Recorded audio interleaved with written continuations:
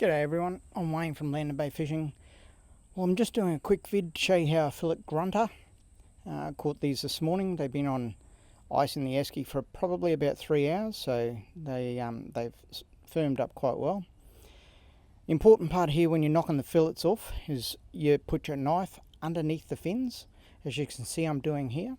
Push back in toward the head.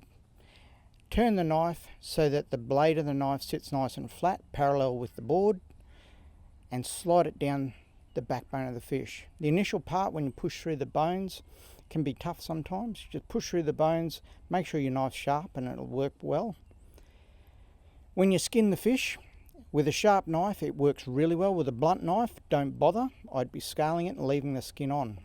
So, nice sharp knife, start at the tail, do a little nook so that you've got a holding spot, and work your way up, as you can see here.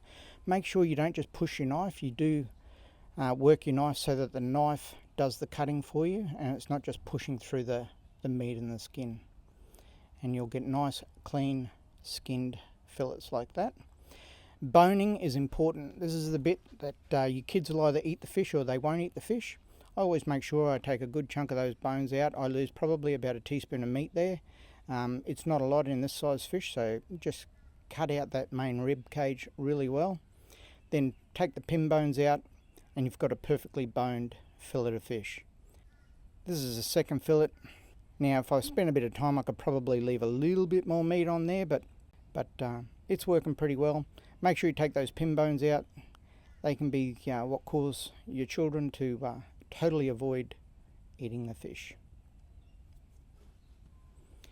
Well, that's it from me. Thanks for watching. If you got something out of this video, hit that like button and subscribe. I'll catch you on the next vid.